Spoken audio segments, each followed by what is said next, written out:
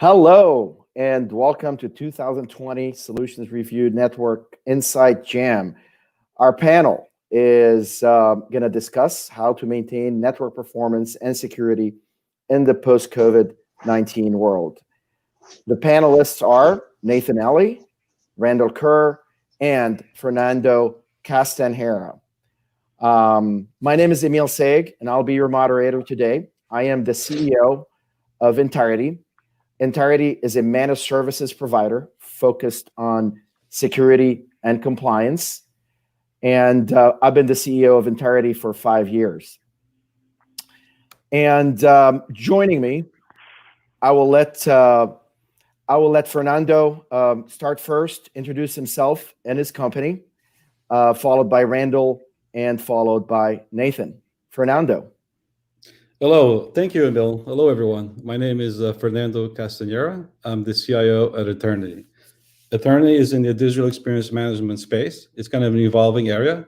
Traditionally, a lot of these tools and platforms focused on specific silos, either the endpoint, the network, the infrastructure. What Aternity does, what this area does, is allow you to monitor end user experience from an end user lens across all three dimensions: endpoint, infrastructure, network, and other areas of the infrastructure, and the most importantly, the application. And within the application, how are users using that application? That's what we do. I've joined Aternity this year, early in the year, and I have over 30 years experience in the financial services, in technology, mostly in the security space, the workplace technologies, and the infrastructure space. So happy to be here. Looking forward to the discussion. Great. Randall? All right. My name is Randall Kerr. I'm the Director of Product Management over our cellular product lines at Digi International. I'm also the Chief of Sales Engineering for our cellular products as well.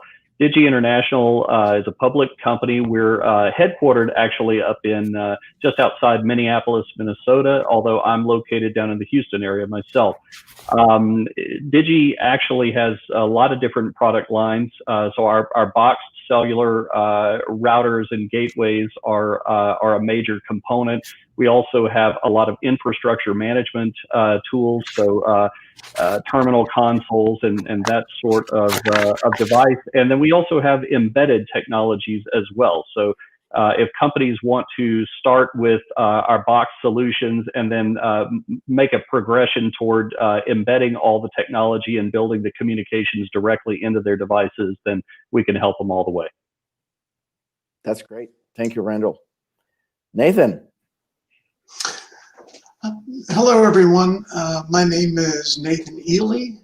I have over 25 years in the IT environment experience. I currently serve as Chief Amazon Web Services Architect for a Systems Engineering Solutions Corporation.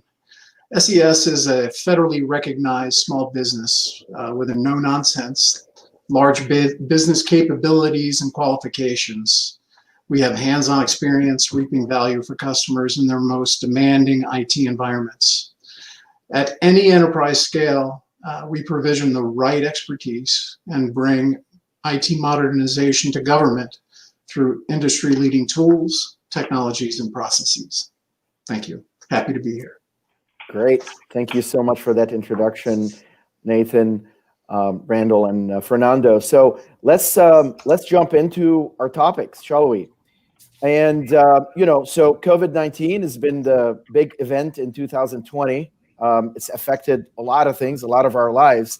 So one of the key questions that I want to be asking Fernando is, how has COVID-19 affected NetOps and network management specifically?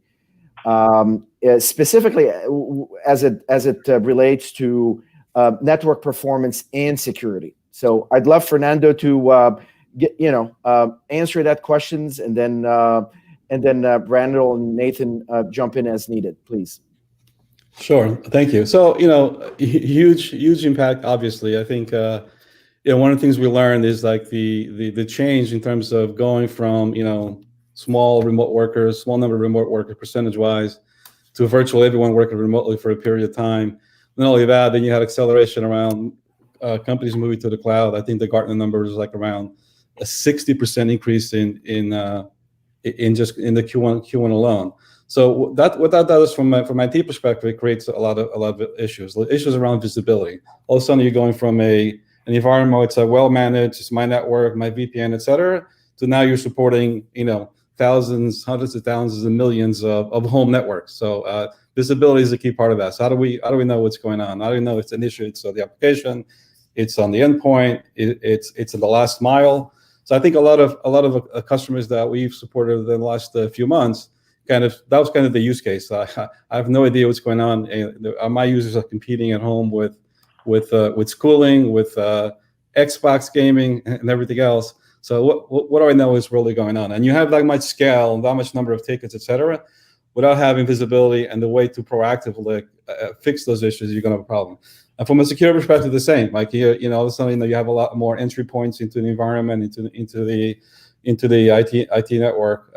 Then I would say the issue around, not an issue, it's a good thing, right? Around kind of acceleration to cloud. Now is something like you also have visibility. How do you know what's going on from a cloud provider? If you look at some of the data that we have, because we're a SaaS company, we see what people are using, not using, et cetera.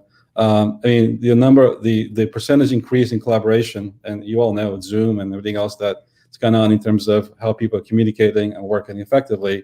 That it's important for companies, IT departments to keep an eye on that and understand kind of how it's being used and the performance impacts and the additional spend they need to do in order to kind of make that more productive.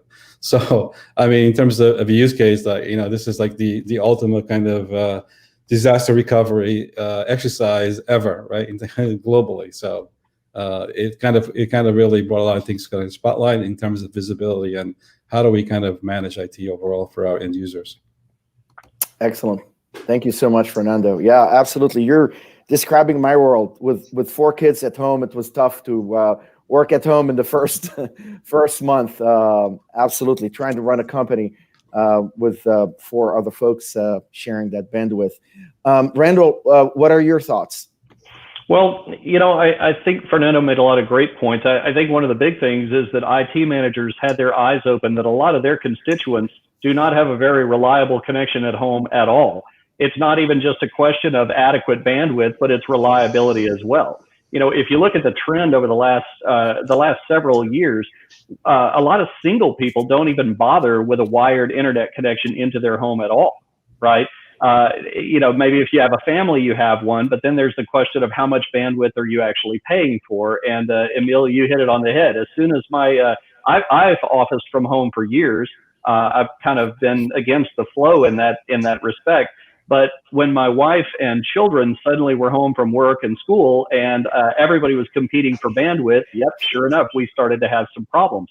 But the really funny thing, though, is that a lot of companies realized that they needed to increase their own bandwidth, right? They needed to increase their VPN capacity. They simply did not have the router capacity to take in that many encrypted connections. And in most cases, they were only encrypting from, say, one PC into the network operations center, right? So between the pipe not being big enough and inadequate router capacity, everybody was kind of caught short on this. Yep. Yeah, spot on, Randall. Nathan. Yeah, I agree with Randall there. I think it's really, COVID has taught us that there's a fundamental shift in delivering a capability and the applications that really drive the organization versus, providing transport. And it's kind of a retooling of how all of these pieces come together to provide, the organization and being able to have that organization deliver its mission.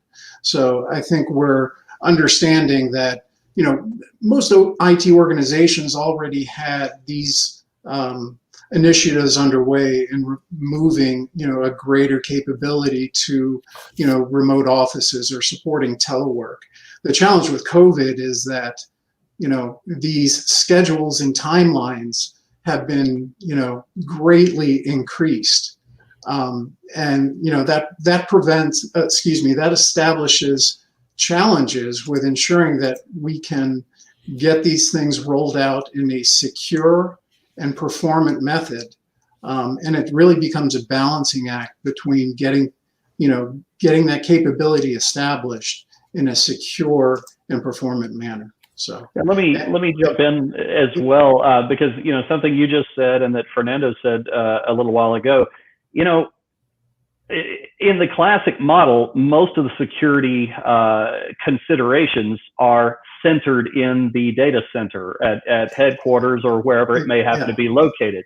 We have now suddenly distributed all those security risks out to tens of thousands or even millions of locations, right? Yep. And that is a recipe for certain disaster if you are not able to centrally monitor and manage configurations and keep things tight. And just one example of that is the fact that on any average home network, every PC, phone, tablet can see every other PC, phone, or tablet, right?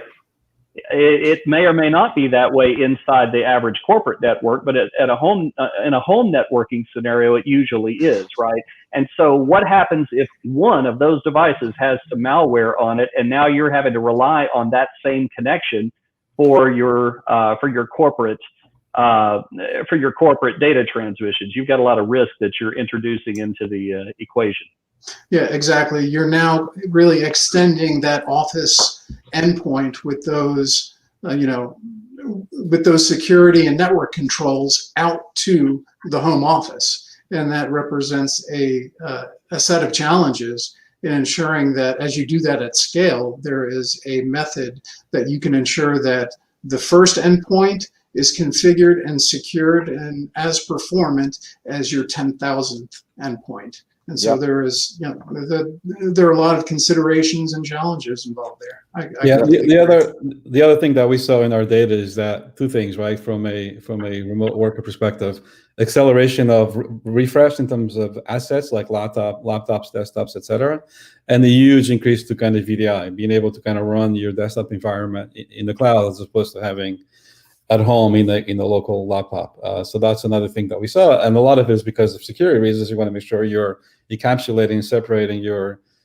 corporate environment, your enterprise environment versus the home environment. So definitely the data shows that there's a lot of acceleration around moving more enterprise users to the cloud and to VDI, and also a refresh and additional security, local security technologies deployed as well. So big change there as well.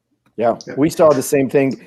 As you may know, Ntirety is a managed services provider. We have 8 data centers, as well as competencies in both Azure and AWS. So we manage the services on top. So one of the big drivers after COVID, about a month into it, is VDI, VPN demand, bandwidth usage for our customers, as Randall pointed out, just went through the roof, to the point that we actually, to kind of help out some of our customers, we waived some of the overage fees because they just never had used that much before, right? So we had to waive a lot of the overage fees, and certainly the demand for managed services to encompass some of these endpoints became more and more of an acute problem because of all the breaches that we started seeing, all of us post-COVID. So to that effect, what are the biggest risks and challenges to network performance and security? And what can businesses do to address those risks and prevent them from becoming a problem? Randall? Well, I kind of edged over, I guess, into this topic a moment ago that, a major part of the risk is that if you've got corporate assets that are using a home network and then personal assets that are using that same home network, then you've got certainly the risk for infection. You've got the risk for data bleed, because who knows how well secured a home router might actually be. It's compounded by the fact that typically all those devices can see each other on the same subnet of IPs. And certainly it is possible with a lot of home routers to do a little more advanced configuration, but your average user just is unlikely to necessarily know how to do that. VPN, of course, is a good option, and it tends to be employed by most companies on an individual computer basis. But what happens when you introduce the phone that has access to maybe some corporate assets like email and calendar and things like that? SharePoint access may come through, or something along that line. And the phone is using your Wi-Fi connection in the house, right? You're thinking, well, it's isolated, it's my phone, but not when you're in the house, right? You've probably joined it to your home network. And so are you securing that in the same way that you're securing your corporate PC? So, as a general rule, the better approach is that companies need to be providing a connection, a dedicated connection to their employees when they're in this work at home scenario. A lot of times it's a router that might have a separate wired connection, or and the router itself may generate a tunnel so that all traffic is encrypted from A to B. Or cellular is a particularly attractive option. So we certainly see a lot of that at Digi, that we've had a huge uptick in the amount of cellular hardware that is being purchased for exactly this type of application, where it's a dedicated connection. Everything is encrypted from end to end into the corporate network. They've got a custom DNS set up with all the filtering that they need to make sure that bad sites are filtered out the same as they would be in the central corporate environment. So it's a much better and more reliable way of extending that out to the edge, out to all of these home offices. And then also it gives them the ability to manage and monitor things in a centralized way. So just as though all those devices were located inside the corporate castle walls. And then Randall, does it use 5G technology, the cellular connections? 5G is certainly a good option if you're needing blistering speed, but really LTE 4G is plenty adequate as a general rule. It can certainly handle video conferencing. What we're doing right now is one of the most data intensive operations that you're probably going to engage in on a day-by-day, hour-by-hour basis working from home, unless you're transferring extremely large video files or something from point A to point B. So LTE is certainly a very reliable technology, and it's certainly more it's deployed on a more ubiquitous basis at this point. Understood. That's great. Yeah. Just pulling on that thread from Randall.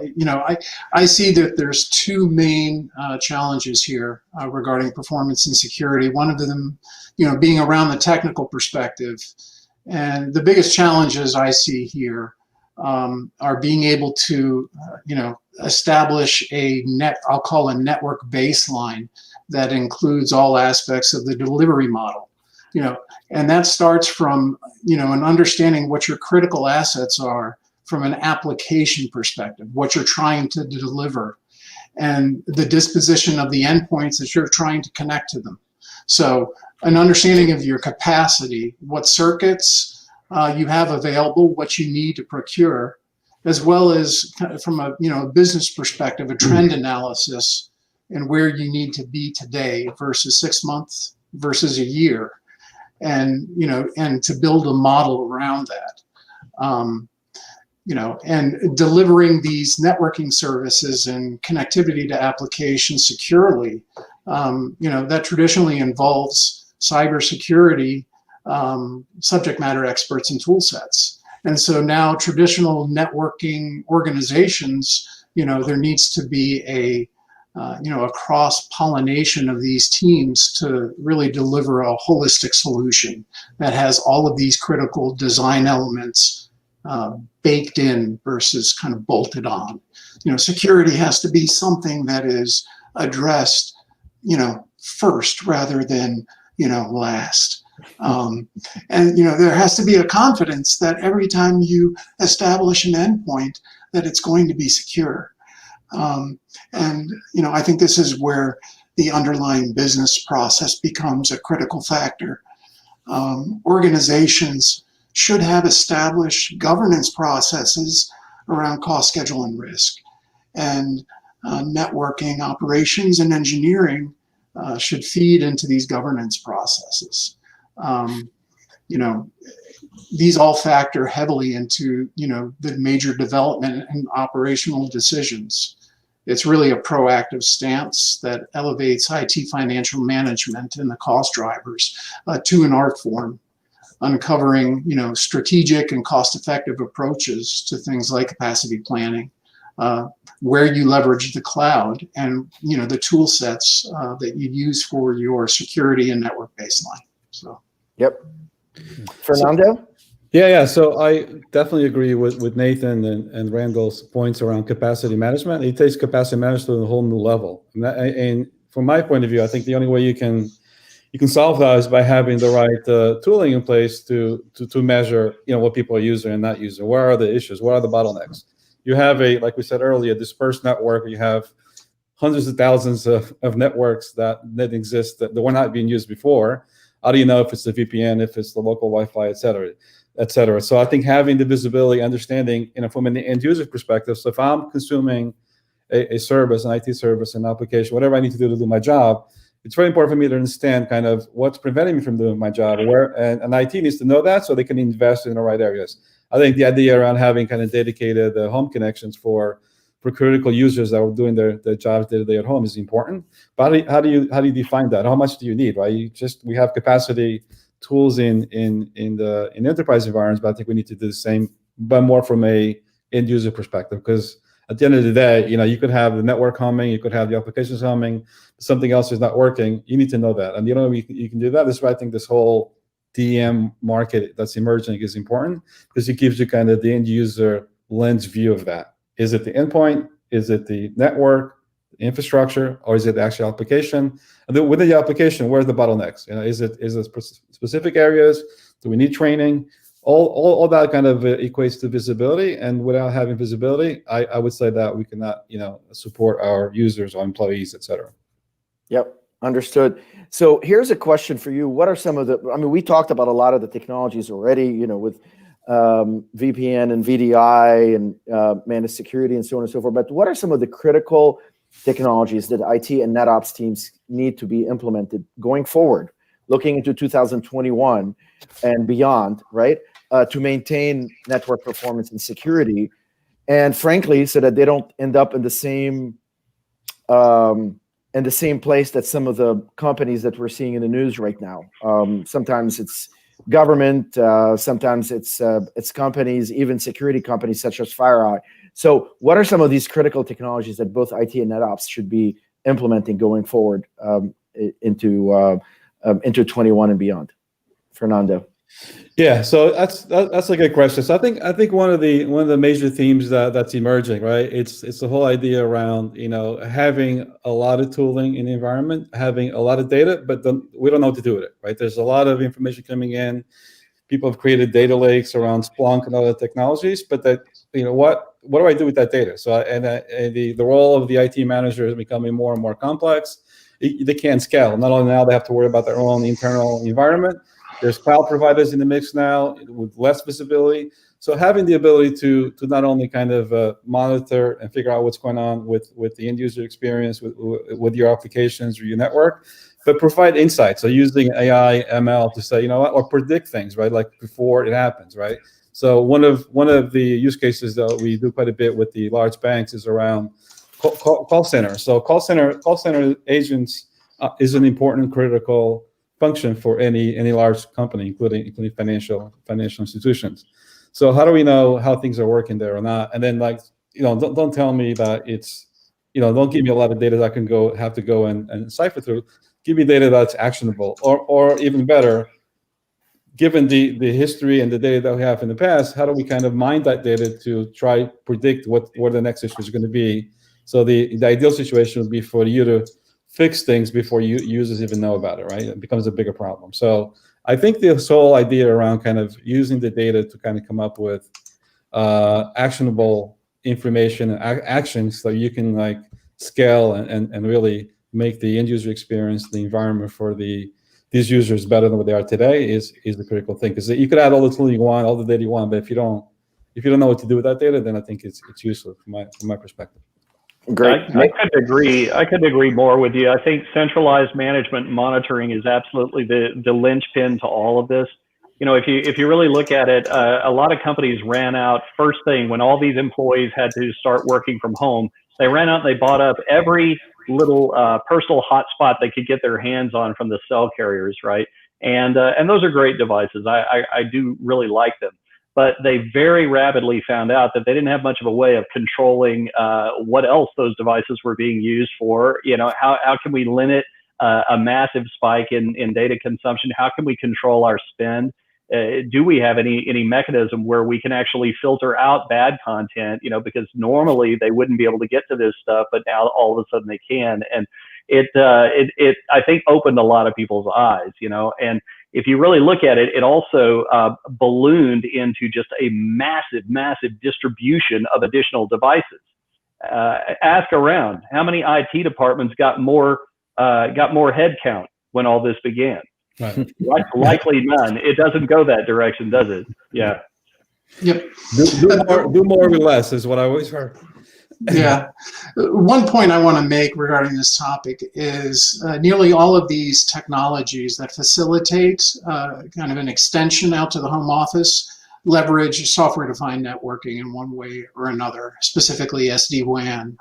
And for organizations to really be effective, they need to understand the true power of the API and how to essentially use software development practices to provision and secure their networking connections. A lot of these vendors, provide API cookbooks or tool sets, to facilitate this activity, to really reduce the time to provision. But from a kind of a NetOps perspective, you're now really transforming that organization from a traditional networking shop to more of a DevOps or DevSecOps type team, and rolling those deployments and security enhancements into like CI/CD pipelines.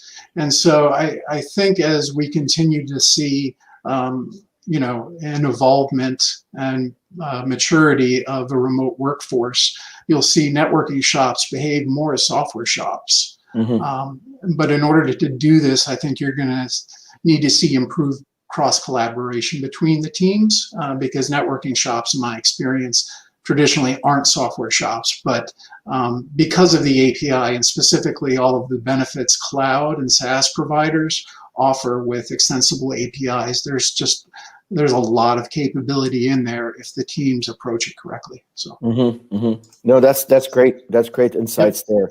Especially transforming from just DevOps to DevSecOps or SecDevOps, whichever combination and whichever leads. So, question for you, Nathan: how can monitoring tools help companies stem the tide of performance degradation and security breaches? What are some of the things? Yeah. Sure. Yeah. So I think Fernando touched on this earlier. For me, data here is absolutely key. Every organization has or should be collecting packet captures, flow logs, application logs to really get situational awareness of what's ingressing and egressing at all times in the environment. It's a lot of data, especially for a large enterprise, and there are challenges in how you store and analyze this data, and look at it in real time to detect, prevent, and remediate vulnerabilities. Again, this has traditionally been the realm of cyber teams, and the SOC, to provide the right tool sets for threat analysis and network and security log aggregation. But there are really interesting tools out there now that leverage artificial intelligence and machine learning. You turn them on and they start learning your environment. They see what is normal traffic pattern, what is normal user behaviors, and then they start to detect what falls outside that baseline. And so, alerts will be generated, and again, through the power of the API, you can automatically remediate certain conditions based on those deviations. Yep. So it's, Amazon Web Services, as an example, uses guard duty, and we've seen real value with customers that we've worked with in turning this on at large scale. Things that would traditionally kind of fly under the radar from a I guess a security baseline perspective. Understanding what the threat vector is from a cloud API perspective. Being able to bring that knowledge to the networking team to establish a baseline and being able to deliver applications securely. It's all about application delivery. I'm just trying to bring the discussion out from just traditional network delivery to really capability delivery and everything that kind of is encompassed there. So that's great. No, great. I really couldn't agree with you anymore about establishing what is the baseline. What do you normally see as the performance, the consumption patterns for these devices? And I agree with you about externalizing that data through an API. I guess what I would add is that there certainly is a case here for edge compute in a lot of cases. So if you can extend that artificial intelligence out to the edge, and if you start seeing errant behavior, then that's also another way to detect it that much more quickly and to take remediative action as quickly as possible. Mm-hmm.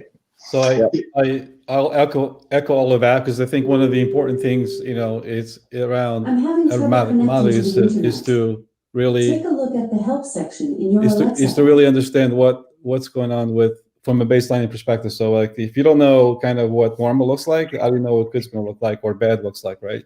So being able to baseline is an important ingredient in the whole digital experience management space. The other thing I would say is with the rapid accelerated adoption of cloud, right? Moving a lot of enterprises are moving, not all of it. It's going to be hybrid probably for a long time, which is okay. It's becoming more complex. So, for example, an application could be, part of it could be running in a corporate data center, but for parts of it, if you want to burst out, right? That's one of the advantages. You want to maybe some parts of the time of when you're running that app, you want to be able to burst out and kind of take advantage of the lower cost in the cloud. So from a monitoring perspective, think about that, right? So how do you know where this is coming from? And from our perspective, from a DM perspective, the only way you can really monitor and manage that is by having the end user in the mix. So kind of what that experience is normally, or something is going wrong. The data should tell you, it's because we're actually having a network connection issue, or we have something else going on with the application. But if you don't do it that way, if you do it from each of kind of the silo areas, I don't think you're going to get a good picture what's really going on with your environment, your users, and the experience that you're delivering to your users. So very, very key point, and I think it's a critical change as we adapt more and more cloud and have these hybrid environments. Indeed. Yeah. One other very quick point I'd like to add is that with cloud and SaaS providers, that there is I just want to make sure it's clear that they typically spin up capacities behind the scenes without any required customer involvement. So with the shared responsibility model, where you're focused on your applications and your data, the cloud vendor owns the networking infrastructure, and so they will provision the required components, whether it's an internet gateway capacity, load balancing, all components that get you to your application, that will scale on demand, assuming that you have the required application infrastructure to support your customer demands. And I think that's a real benefit in moving from traditional data center approaches where it makes sense to cloud or SaaS vendors. So yeah. It's that kind of on-demand capability where you don't need to pay for that extra network capacity. It's all done as a service for you. So Indeed, yeah.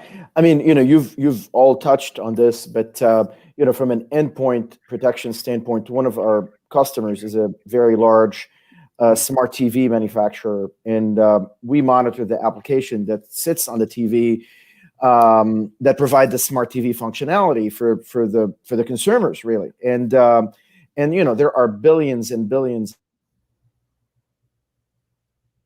Uh-oh.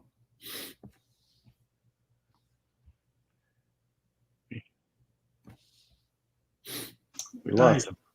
Yep. Sounds like we lost. We can continue the discussion. Sure. Yeah, I think he was talking about the thread, regarding the recent security breaches. Oh, there he is. Here he is. Sorry about that. Not sure what happened, but yeah. So billions and billions of incidents that are going on a daily basis. People that are trying to hack into the TV to turn it into a DDoS bot. People that are trying to hack into, see if there's a camera on it. People that are trying to steal credit card information, and if you're not monitoring those endpoints initially, whenever that application was out, there was like, well, we may not need to, but you got to monitor every one of those endpoints. Otherwise, you're in for a very bad surprise. So all the points that you're making, and you can't monitor all this stuff without AI and machine learning.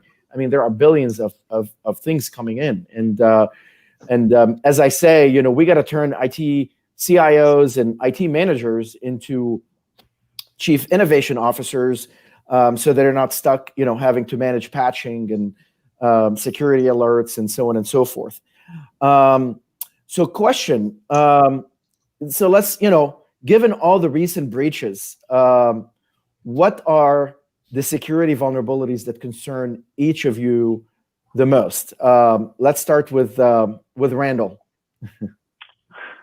Well, this one could go just about any direction, and I guess my knee-jerk answer is cheap IoT devices concern me very greatly. There are so many clever devices that have been brought to the market over the last several years that are very, very inexpensive. They're very specifically tailored to do one little job. And the problem is that with the challenges of bringing that device to market in such an inexpensive form factor, typically they have minimized or completely omitted security features. And I think that one of the most critical security features is that devices need the ability to detect if they are running firmware or bootstrapping firmware that has been modified in some way. They need the ability to review a checksum and say, okay, I'm going to refer back to the originator of this device and see, does my firmware checksum match what the vendor says it should? Because there have been some, you mentioned DDoS attacks, there have been some extremely egregious denial of service attacks that have been launched because there are so many devices out there that have no idea when they're running modified firmware. And so between having a standard password across tens of thousands of devices rather than unique passwords, and a lot of consumers that may or may not change those passwords, the devices were just asking to be modified, and you've introduced huge security issues. Yep. Nathan? Yeah, for me, it's things we haven't seen before. So it's the ones that compromise your environment in new and complex ways. So there are vendors out there that their business model is to take threat feeds, threat analysis, and deliver mitigation solutions based on learned history. It's things like the latest, take an example ripped from the headlines, the latest state-sponsored attack targeting multiple cyber and networking companies. It's the complexity and the methods to breach and the various attack vectors used, I think, is unprecedented. And also, I think social engineering is especially pernicious. So from a technical perspective, I'm a technical guy. You can solve those problems with code and with baseline security baselines, but educating your user population and not clicking on a link without understanding where it takes you is, I think, is a constant battle. Especially in the time of COVID, I think, healthcare providers, their focus is dealing on the healthcare issues and supporting their patients and those challenges. The focus of the IT department is enabling those organizations to deal with those challenges. So, I don't think it's a coincidence that we've seen a significant uptick in ransomware attacks affecting these organizations, as well as schools. There's a local school department near where I live that was the victim of a significant attack. So, yeah. So, I mean, along with NASA and along with FireEye and everybody else, right? So nobody's safe. Nobody's safe. Fernando. Yeah. So look, as a CIO, right, and security first in everything that we do, it's kind of a cultural thing that we have. But you can only protect the things you could control, right? You have to trust your partners, your vendors, and everybody else. So, and things are going to happen. Like the bad guys are always going to be out there. They're not going to go away. They'll be there. They were there yesterday, they'll be there tomorrow, a year from now, 50 years from now, right? There's always going to be the bad guys trying to break in and do whatever they need to do to take advantage of an environment. So to me, again, I go back to my 2 points earlier: visibility, right, and then the ability to kind of act on data. So there are things that probably were going on in those breaches where were not normal, right? So you kind of set your baselines we're talking about earlier.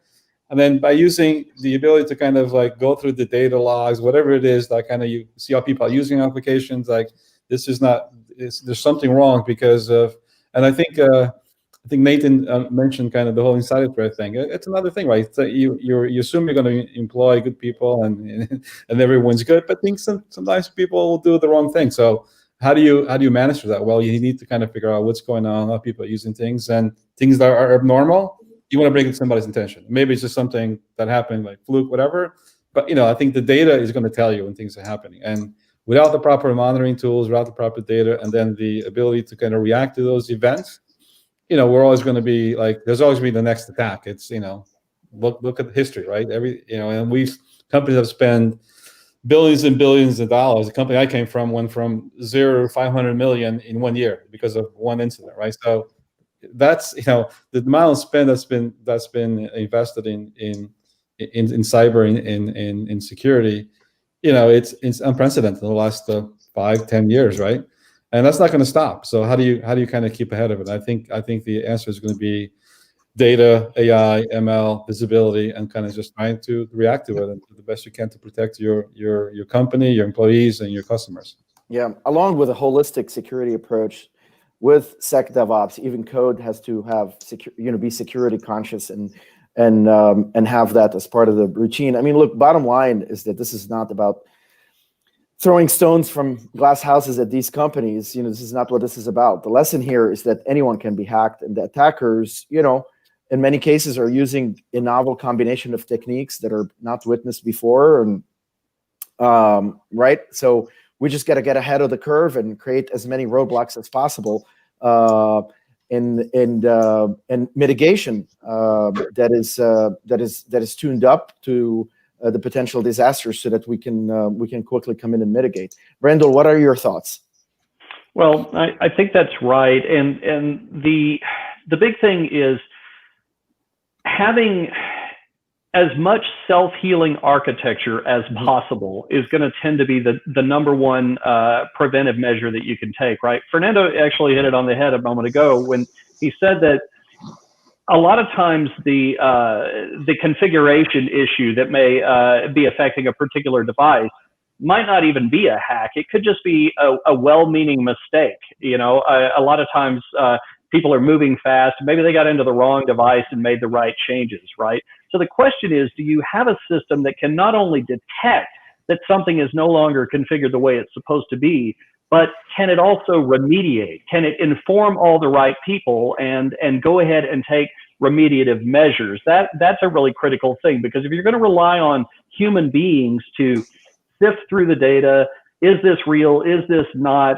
Okay, let me put it in the queue, and now I'll go ahead and take some action and remediate. You're talking about thousands and thousands of devices across all of your user base and all of your internal infrastructure and all of your distributed infrastructure, right?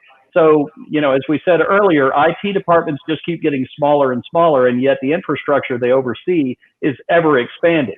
So you've got to have ways to automate this, or you're just not going to be able to make it happen. Mm-hmm. Great. Yep. Nathan, thoughts? Yeah, I mean, exactly. The ability for any solution to essentially account for any failure in point A to point Z is critical. So if you're deploying a solution to an endpoint, understanding that you need to design for failure, and that's not just the networking infrastructure, but that's that's various underlying hardware components. So whether it's a router, a switch, a load balancer, if using software-defined networking that will work across a heterogeneous network transport layer is one way to do that. And from a security perspective, I think we've already covered on a lot of the approaches for tool sets that can provide you, situational awareness on, what's going on in your environment, and some of the cutting edge ways you can get an understanding and alerting of things that may traditionally fly under the radar of traditional security shops. So. Yep, Roger. Yep.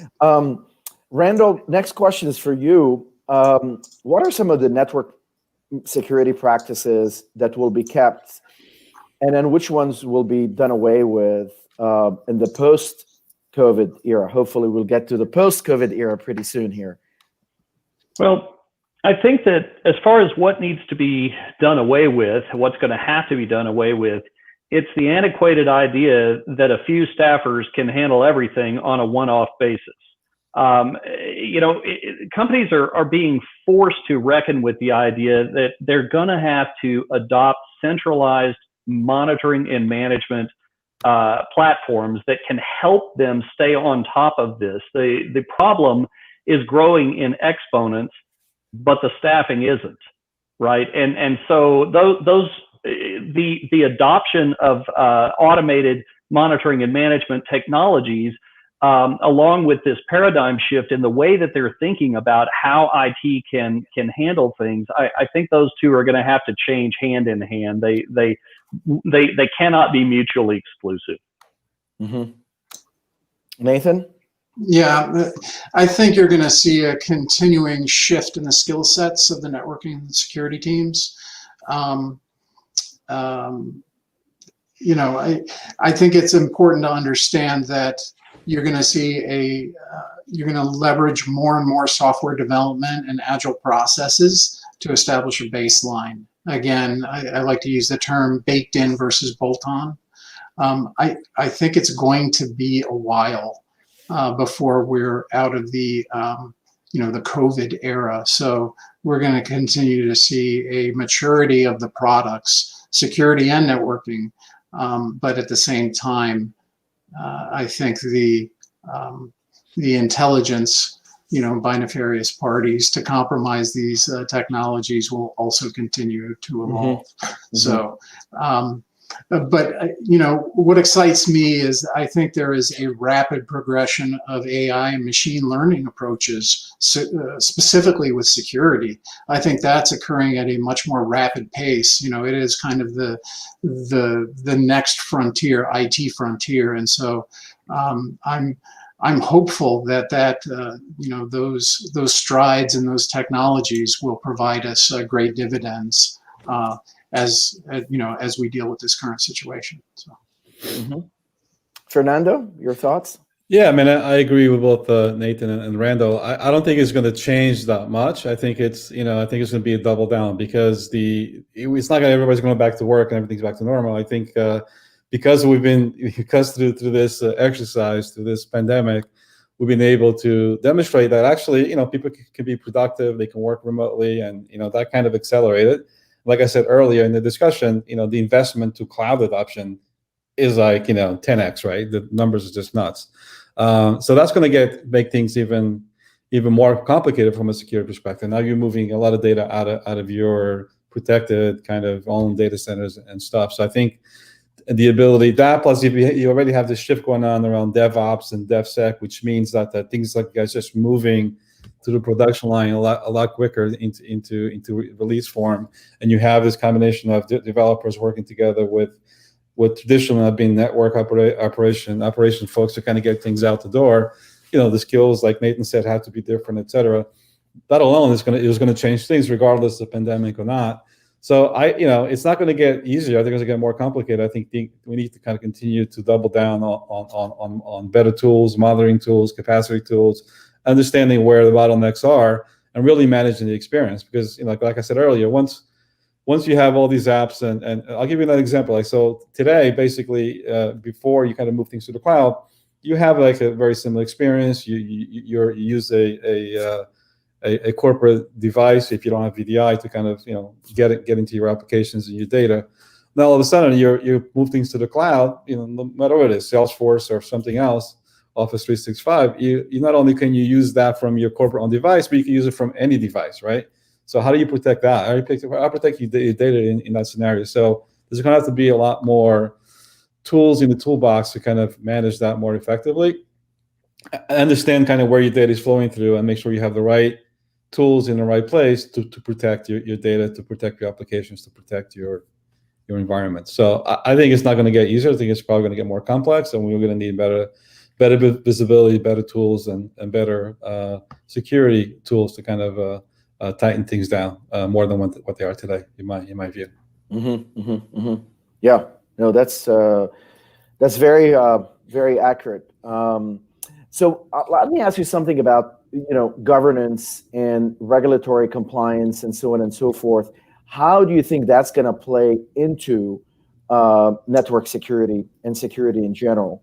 They're kind of twin sisters, twin brothers, if you will, but they're different. So how do you think governance and regulatory compliance is going to play into it? Perhaps Fernando, you can take a crack at it first, and then we can move to Nathan and then Randall.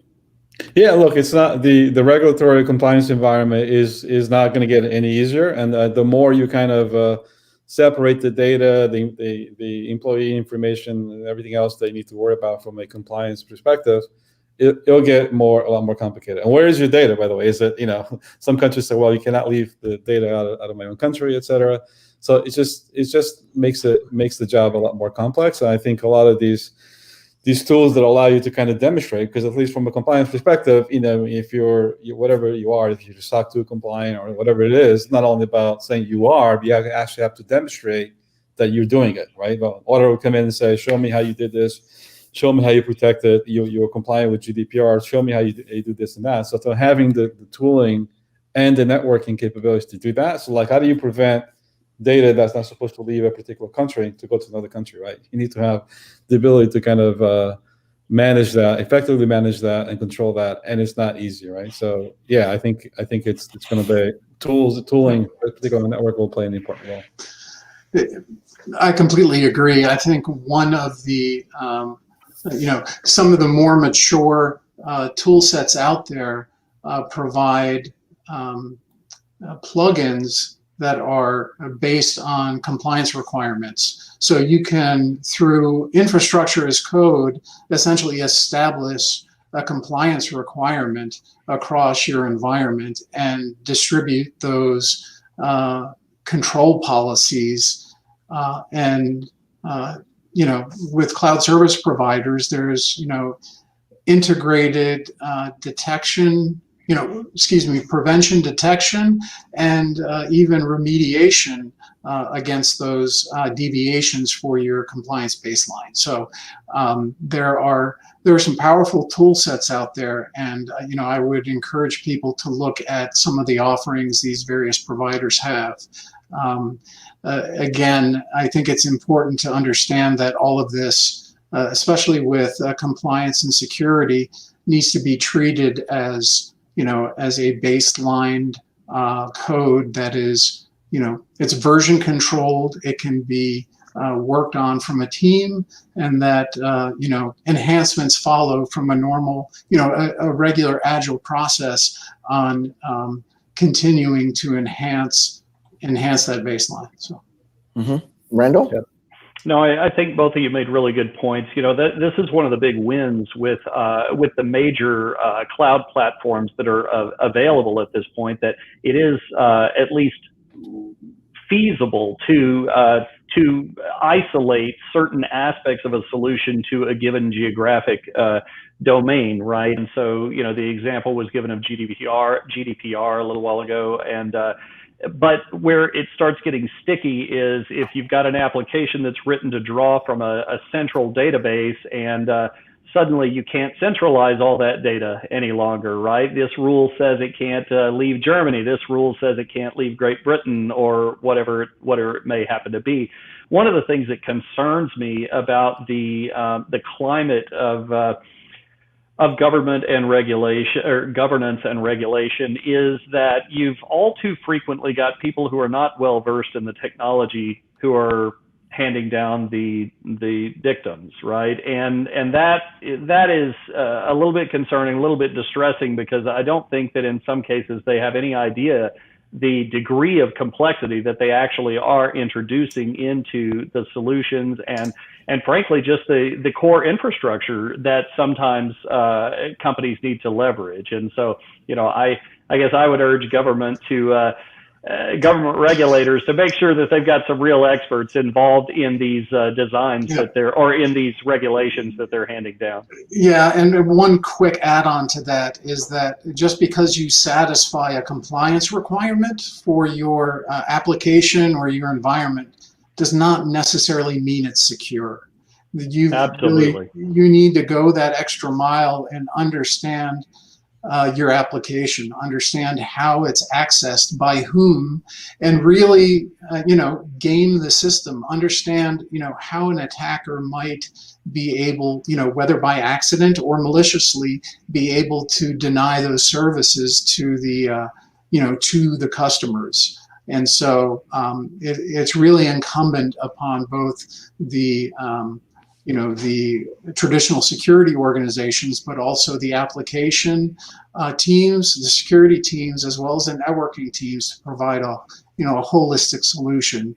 That sounds like a lot of work, but I think when you get the right stakeholders in the right room, establish business rhythms and a cadence, I think you'll establish a method by which you can be successful. So great point. Checking the box does not mean it's secure. Very, very good point.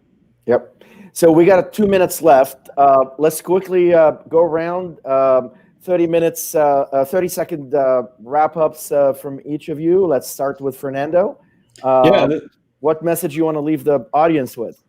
Look, this has been great. Thank you for my fellow panelists and for you, Emil. I think, look, at the end of the day, it's about visibility, actionable insights, so you can actually do something with the data that you have. And I think having the ability to do that, I think, will be something that every company will need to kind of invest in going forward, in my opinion. Great. Randall? Yep, I agree with that. I think all the points that have been made around monitoring and introducing artificial intelligence, I do think that centralizing your management tools and making sure that you have techniques to automate remediation are absolutely critical if you're going to create and maintain a secure environment with this distributed model. Great. Nathan? Yes, I'd just like to thank my fellow panelists and Solutions Review for the invite.